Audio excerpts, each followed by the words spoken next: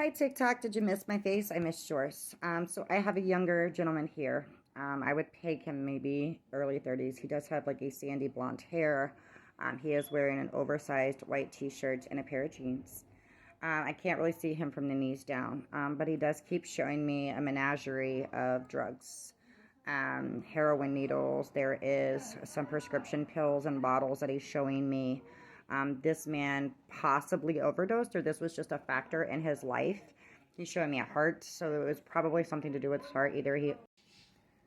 So this gentleman, he's showing me like a lot of different cars.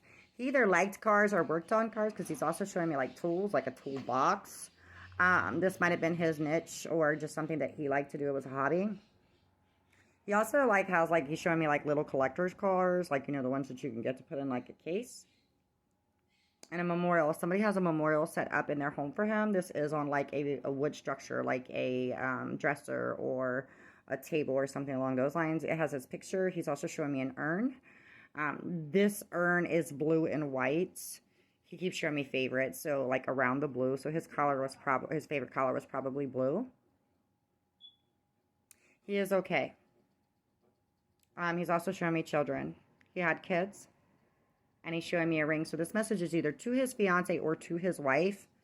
And he keeps highlighting the children. There is 2 girls and a boy.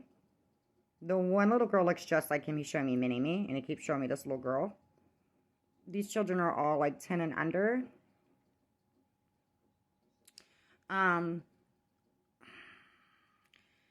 Somebody is really struggling with mental health over the loss of this gentleman.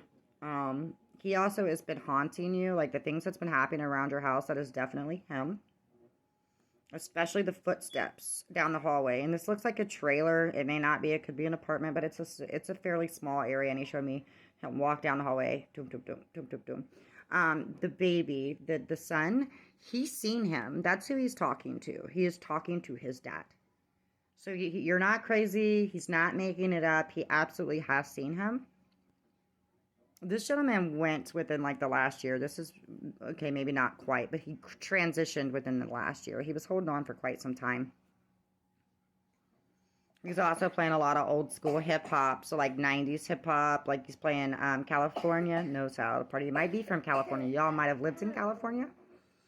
And he's also, Tupac might have been his favorite because he's playing me a lot of Tupac. And he's now going to live and die in LA. Da, da, da, da. It's the place to be. He might have died in LA. When you get out of this funk, his message to you is when you get out of this funk, you really got to work hard, not just because of the kids. But you had a dream, and he's showing me Martin Luther King. I had a dream. You had a dream, the woman that I'm speaking to. Your dream was, to be like a counselor or therapist, because he's going back to it, and you showed me the word addiction. You had a dream about becoming an addiction therapist or counselor. It is never too late. Once you get yourself out of this funk, even if you have to go to a counselor yourself, which I do help with trauma counseling, guys, so, and coaching, and my style is a little bit different, just saying, if you need help, I can help you. But definitely see a therapist, because you have a lot of work to do. And you absolutely can make it. Like, you keep showing me a vision board. Either you started this vision board, or this is just like a vision in your head. You can and will make it, but you got to get started first. The only way you're going to get started is to understand that you loved this man. There was a struggle. You also might have struggled with addiction at one point, because he's showing me common struggle. So you guys might have struggled at one point and you got clean and he couldn't. And he showed me not guilty. Don't beat yourself up over this. You tried, and unfortunately, this ultimately was his decision, and there's nothing that you could have done to save him. He's saying, save yourself. And now it is time to save yourself. And don't hold on to the coulda, woulda, shoulda.